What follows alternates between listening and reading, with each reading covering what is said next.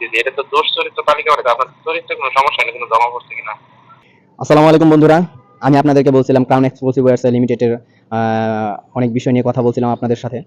তো সেখান থেকে আমি বলছিলাম ক্রাউন এক্সক্লুসিভ থেকে আমরা টার্মিশন নিয়ে বের হয়ে আসার পর আমাদের সাথে বিভিন্ন রকম হয়রানিমূলক কাজকর্ম চলতেছে।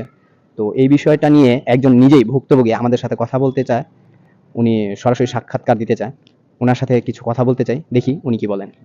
আপনারা সঙ্গে থাকুন, সম্পূর্ণ বিষয়টা শুনবেন। আসসালামু আলাইকুম। ওয়ালাইকুম আসসালাম। আপনার নামটা বলবেন? জি, আমার নাম মোহাম্মদ শাহিন মিয়া। কি হয়েছিল একটু ভাঙায় বললে হয়তো দর্শক বা আমরা সঠিকটা জানতে পারতাম।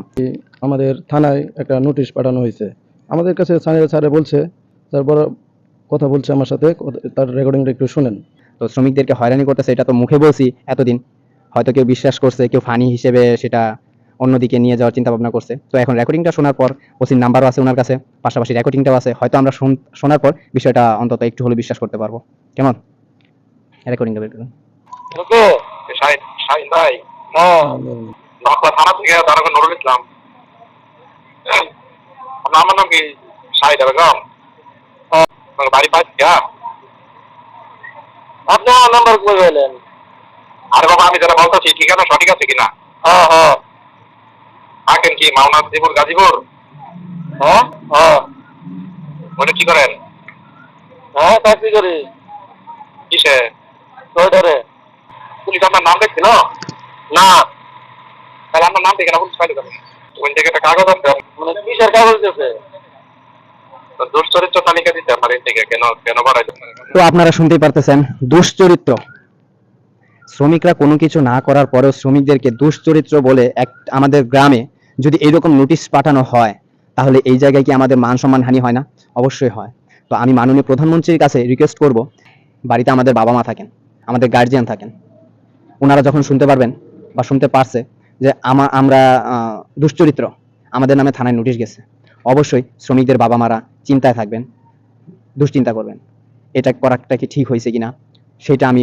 আপনার নামে আমরা আপনার চিনি থানা থেকে আপনার এন থেকে কাগজ পাঠাইতে দেখেছি, ওই দিয়ে আসতে পারাইছি ইন্ডাস্ট্রিয়াল পুলিশ গাজীপুর শ্রীপুর তদন্ত। আচ্ছা, আপনার একজন লোক থানায় আছে, এই নাম্বারে যোগাযোগ করতে বললেন তো, তোর ওনার বিস্তারিত বলবেন তো। মাওনা আমি তো কথা বলবো না, আপনার লোক আইডার দেখি না, লোক আইডার আমাদের আপনার মোবাইল নাম্বার জানি, আপনার জানি, আপনার লোক থানায় আসলে পরে এবার সাথে কথা বলতে পারবেন। হ্যাঁ, এটা তো দোষ চরিত্র তালিকা করে আপনার চরিত্রে কোনো সমস্যা নেই, কোনো জমা পড়ছে কিনা। বুঝতে পারছেন ভাইয়া? হ্যাঁ বুঝছি, কিন্তু আপনি যে বলছিলেন যে ইন্ডাস্ট্রিয়াল পুলিশে পাঠাইছে, কিন্তু এখন পাঠাইছে দেখে তাই না আনতে পারছি আপনার থেকে আমরা রোগা মারা এক কথা বারবার করতেছে।